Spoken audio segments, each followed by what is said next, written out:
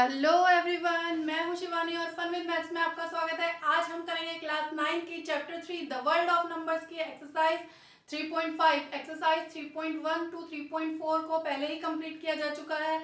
अगर आप उसकी कंप्लीट सॉल्यूशन देखना चाहते हैं तो चैनल पर विजिट कर सकते हैं। और अगर आपको वीडियोस अच्छे लग रहे हैं तो वीडियोस को लाइक करें, अपने फ्रेंड्स के साथ शेयर करें, चैनल को सब्सक्राइब करें। तो आज हम करेंगे एक्सरसाइज 3.5। 3.5 में टोटल 5 क्वेश्चंस हैं। इसके क्वेश्चन 1, 2 एंड 3 को इसी वीडियो में सॉल्व किया जाएगा। क्वेश्चन 4 और 5 के लिए आपको नेक्स्ट वीडियो देखना होगा। तो चलिए स्टार्ट करते हैं क्वेश्चन नंबर 1 से। Question number 1 is, without performing long division, determine which of the following rational numbers will have terminating decimals and which will be repeating। तो इसमें हमें ये बताना है कि इन रेशनल नंबर्स को लॉन्ग डिवीजन मेथड के बिना सॉल्व किए हमें ये बताना है कि इनमें से कौन से टर्मिनेटिंग है और कौन से रिपीटिंग है। तो सबसे पहले मैं आपको ये बता देती हूँ कि टर्मिनेटिंग क्या होता है और रिपीटिंग क्या होता है। तो जब भी हमें फ्रैक्शन दिया होता है, रेशनल नंबर दिया होता है, तो हम उसको नॉर्मली डिवाइड करके डेसिमल में कन्वर्ट कर सकते हैं। तो डेसिमल में कन्वर्ट करने के बाद जब वो हमारा एक्सपेंशन फिनिश हो जाता है डेसिमल के कुछ नंबर तक, कुछ डिजिट तक, तो उसको हम बोलेंगे टर्मिनेटिंग डेसिमल एक्सपेंशन। अदरवाइज क्या होता है, वो डेसिमल एक्सपेंशन चलता जाता है, डिवाइड होता जाता है और आगे रिपीट होता जाता है। हमारे डेसिमल के बाद नंबर्स, डिजिट्स हमारी रिपीट होती जाती हैं, तो उसे हम बोलते हैं रिपीटिंग डेसिमल एक्सपेंशन। तो क्लियर है बच्चों?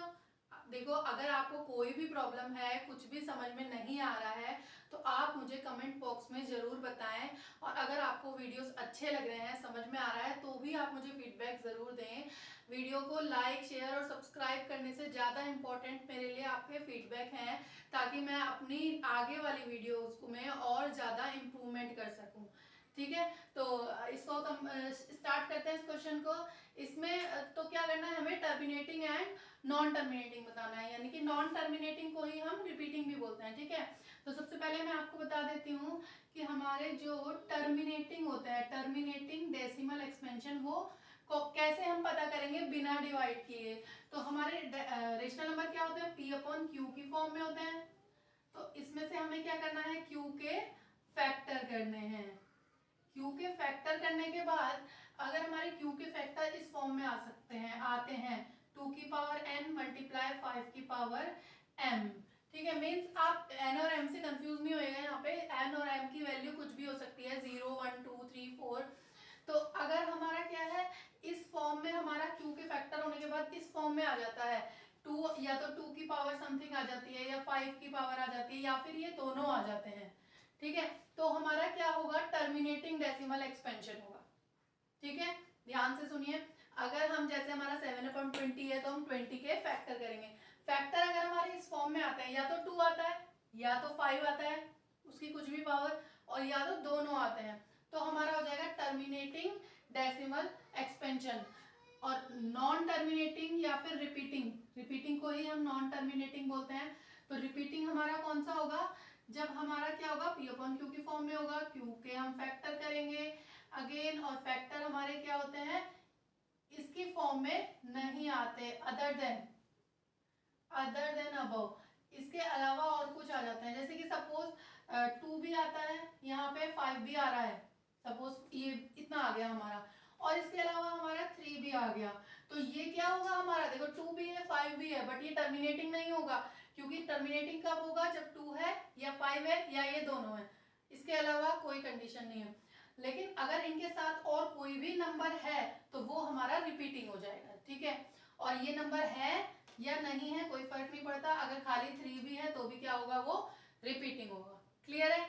तो अब हम इसको स्टार्ट करेंगे 7/20, 4/5 एंड 13/250 को।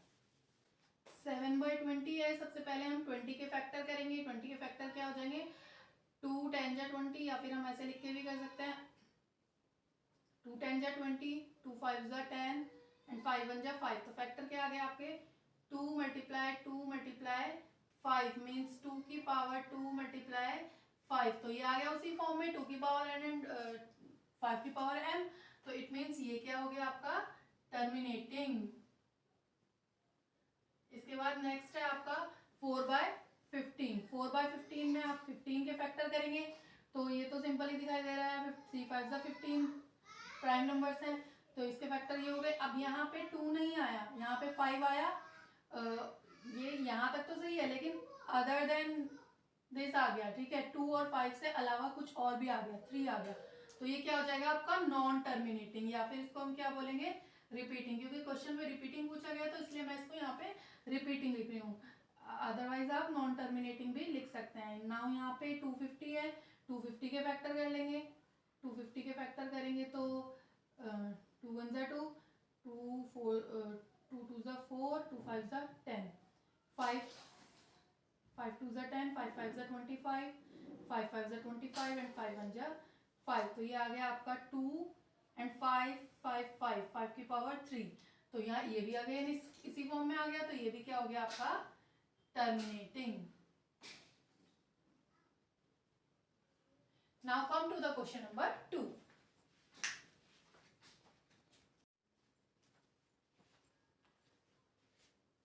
क्वेश्चन नंबर 2 को स्टार्ट करने से पहले मैं आपको बता देती हूँ कि क्वेश्चन नंबर 1 में आगे ये भी था, then check your answer by performing the long division. तो उसमें आप simply long division method divide करके उसको चेक कर सकते हैं कि हमारे जो आंसर हमने डायरेक्टली निकाले थे वो सही है या नहीं, तो आप उससे चेक कर सकते हैं। लॉन्ग डिवीजन मेथड मैं आपको इसमें बताऊंगी, इसी के थ्रू आप उसको भी डिवाइड करके कंप्लीट कर सकते हैं। तो now question number 2 is perform the long division for 1/13। यहाँ पे हम 1/13 का लॉन्ग डिवीजन करेंगे। आइडेंटिफाई द, चलो ये आगे देखते हैं, पहले हम 1/13 का लॉन्ग डिवीजन करते हैं। तो 1/13 इसको हमें डिवाइड करना है, कैसे करते हैं हम, 1 हमारा इधर आ जाएगा। नाउ हम क्या करेंगे, पॉइंट लगाएंगे, सबसे पहले 0 बढ़ेगी, फिर ये छोटा है 13 से छोटा है 10, 0 लगाएंगे, 0 बढ़ाएंगे, अब कितनी बार जाएगा, 13 7 जा 91, माइनस करेंगे, यहाँ पे बचेगा आपका 9, डेसिमल लगा हुआ है, 0 बढ़ेगी, 13 7 जा 91 होता है, तो 13 6 जाएगा 78, माइनस करेंगे, यहाँ बचेगा आपका 12, 12 छोटा है, डेसिमल लगी हुई है, 0 बढ़ाएंगे, 9 बार जाएगा आपका 117, माइनस करेंगे 3 आ जाएगा, डेसिमल लगी हुई है, 0 बढ़ाएंगे, 13 2 जा 26, 4 बचेगा, डेसिमल लगा हुआ है, 0 बढ़ाएंगे, 13 3 जा 39, 1 बचेगा। अब देखो हमारा यहाँ पे 1 बच गया, यहाँ पे 1 बच गया, और यहाँ हमारा 1 से ही स्टार्ट हुआ है, तो आगे हमारे सारे डिजिट क्या होंगे, रिपीट होते जाएंगे। आप देख भी सकते हो, यहाँ डेसिमल लगा हुआ है, 1 बचा है, तो क्या करेंगे, 0 बढ़ाएंगे, फिर 0 बढ़ाने के लिए क्या करेंगे, क्योंकि ये छोटा है तो 0 बढ़ाने के लिए यहाँ पे भी 0 लगाएंगे, और आगे सेम डिजिट्स आपकी रिपीट होती जाएंगी।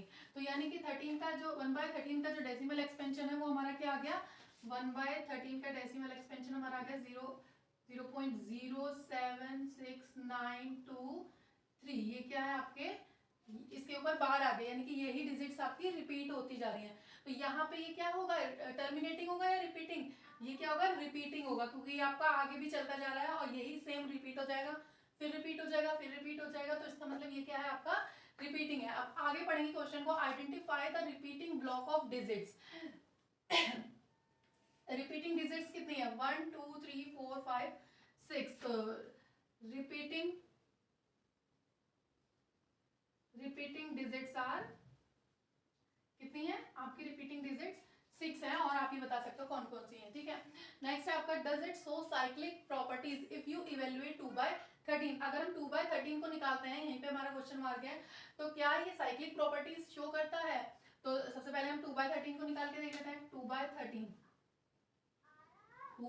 को निकालने के लिए हम क्या करेंगे, 2 में मल्टीप्लाई करेंगे 1/13 की, और 1/13 क्या था हमारा, इसको हमें दोबारा से डिवाइड करने की जरूरत नहीं है, हमें पता है कि 1/13 में अगर हम 2 की मल्टीप्लाई करें तो 2/13 आएगा, तो इसी में सीधा हम 2 की मल्टीप्लाई करेंगे, 7 6 9 2 3 के ऊपर 12 है हमारा, इसमें हम 2 की मल्टीप्लाई कर लेंगे, 2 3 जा 6, 2 2 जा 4, 2 9 जा 18 का 8, 1 कैरी, 2 6 जा 12 और 1 13 का 3, 1 कैरी, 2 7 जा 14 और 1 15, यहाँ 1 ऐड हो जाएगा, तो ये आपका ये आ जाएगा 0.153846।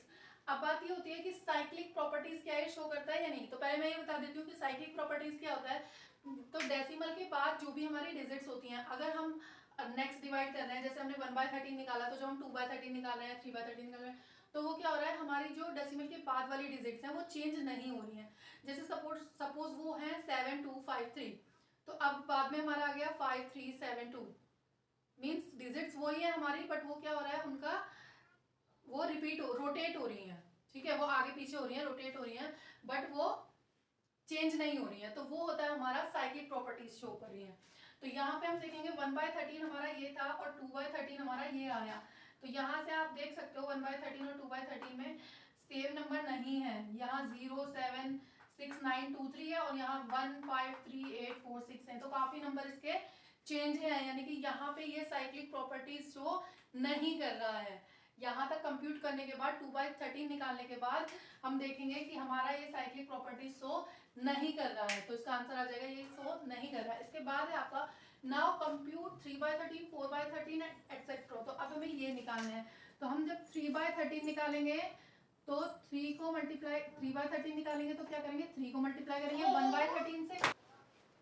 इसमें मैंने मल्टीप्लाई करके यहाँ पर लिख दिया है, डायरेक्ट लिख दिया है मैंने इसमें, क्योंकि अगर हम इसमें दिखाते हैं तो ये वीडियो बहुत लंबा हो जाता। 3/13 में हमने क्या किया, 3 में मल्टीप्लाई की 1/13 की, 3 में इसकी मल्टीप्लाई की, ये आया। फिर हमने 4 में 4/13 निकालने के लिए 4 में 1/13 की मल्टीप्लाई की, 1/13 की मल्टीप्लाई की तो हमारा ये आया। 5 में 1/13 की मल्टीप्लाई की तो ये आया, 6 में की तो ये आया। यहाँ पर एक्सेट्रा लिखा हुआ था इसलिए मैंने जो है 3/13 4/13 5/13 6/13 तक निकाल लिया। तो आगे हमसे पूछा जाता है नाउ कंप्यूट दिस, इसके बाद व्हाट डू यू नोटिस, आपने क्या नोटिस किया। तो अगर आप ध्यान से देखेंगे, हमें क्या, मैंने अभी आपको क्या बताया था, साइक्लिक प्रॉपर्टीज बताई थी।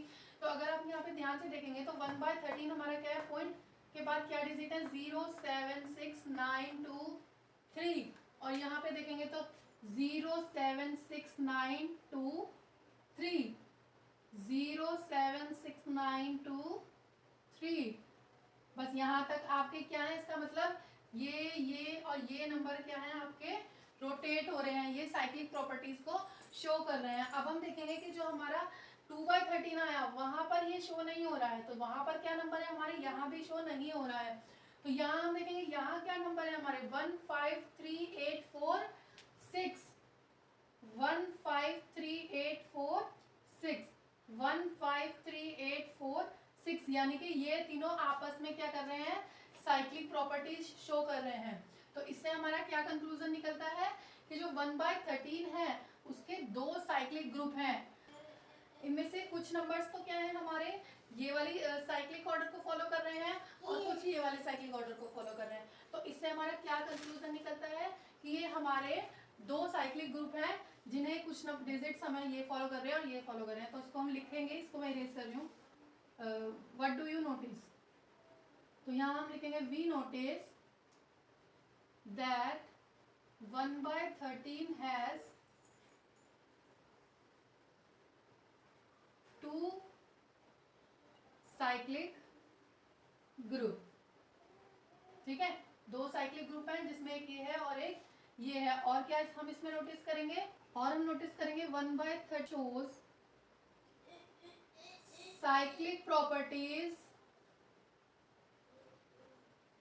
विथ 2/13 के साथ तो नहीं कर रहा था, किसके साथ कर रहा था, 3/13 के साथ कर रहा था, 4/13 के साथ कर रहा था, एंड सो ऑन। आगे हमने फाइंड नहीं किया, हमने 5 और 6 हमारा दूसरे के साथ कर रहा था।